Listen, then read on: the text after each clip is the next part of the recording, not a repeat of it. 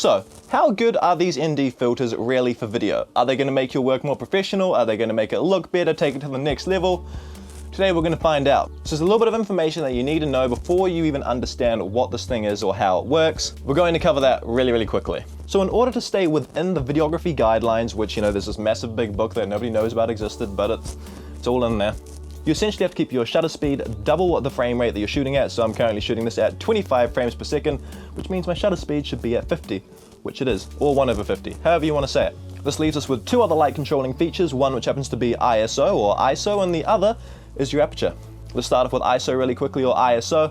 I don't care how you want to say it, be my guest. This essentially just increases the sensitivity that your camera has to light digitally, hereby increasing noise and, you know, possible higher ISOs, especially with my Canon here. Generally, however, for daytime shooting, you want to have it as low as possible so you have the least risk of having any extra camera noise in there. This then leaves you with your final light controlling feature, which is your aperture. Your aperture is in the lens. It's this little like ring that essentially goes bigger and smaller. The wider it is, the lower the number, and the lower the number, the more depth of field you have. I'm currently at an f2.8, which is fairly low, which also means it's fairly wide open, hence the reason the background is pretty well separated from me, the subject. Now if you crank your aperture up, you'll notice that the background goes completely into focus, and we're going to be covering this in a few tests shortly. So that rules out all of the light controlling aspects of your camera, until this bad boy comes in. This here is a variable ND filter. As you can see, it does change the amount of light that comes in through it. Slap this on the front of your lens, you've now officially got a light controller. I don't really know how else to explain it except for the fact that when you twist it like this, it, you know, restricts the light coming into the camera, thereby giving you more control with your other options in the camera, not maxing out those settings. So now with all this in mind, let's get on to a few of the tests that I've got outside. So as you'll be able to tell, today is an extremely bright day. So there's going to be absolutely no issues whatsoever with having enough light. The first test today is going to be motion blur. Okay, so we're hella overexposed right now. Let's bring this right down. So I just completely cranked the shutter speed up to about 1/1000th of a second. In theory, if I wanted to follow the videography guidelines, I should be at 1/50th of a second. That's because I'm shooting in 25 frames per second. So what does this mean for the whole image, apart from the fact that it looks fantastically exposed right now? Motion blur. You can see here, with me waving my arms and looking like a complete twat in the middle of this field, there is no motion blur, like at all. If I go for a little run, you'll be able to see that there was also like zero motion blur, and it looked really staticky. Now if I was to pull this bad boy out of the pocket and slap it onto the camera, you're gonna see a bit of a difference. So instantaneously, this is way too dark. Let's pull that shutter speed down. Okay, perfect. So now we're literally sitting at 1/50th of a second, which is perfect for the 25 frames per second. Here's what the motion blur now looks like. Waving my arms, you can now see there's a bit of bloody motion there. It doesn't look so, you know, choppy and staticky. We'll go for that run again. Motion blur problem is now solved because of the ND filter. Now you're saying, okay, well, why don't we just change the aperture then? Here's why. Second test, let's go. Okay, so now for the purposes of this test, we're going to keep the shutter speed at 50, which is exactly the double mark over the 25 frames per second. But as you can see, it is obviously overexposed. So we're going to stop down our aperture.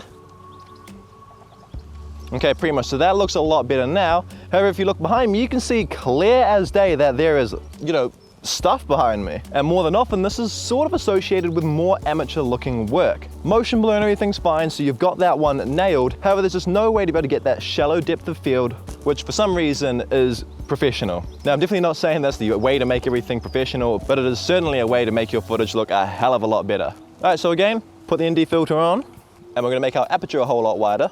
Okay, so the f-stop is now at 4, which is the aperture, which means you can see there is definitely a shallow depth of field now. And although it doesn't look fantastic because I am in bright sunlight, there's nothing I can do about that. This is now a fantastic way to make your footage actually look more professional. Not saying do shallow depth of field for everything, but for a talking head like this, it is crispy. It is some But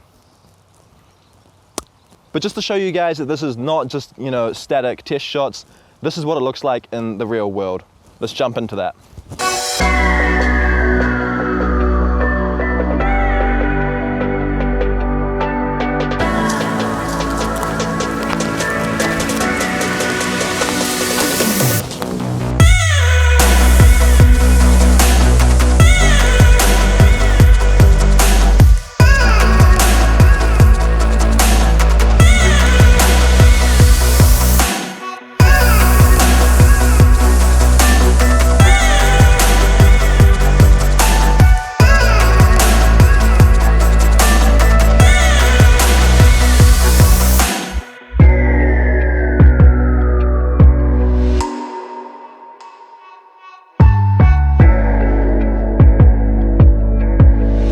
Of course, there are always more optimal conditions, like right now I'm in shade. It looks 20 times better because there's not these harsh shadows everywhere. It's just a beautiful light.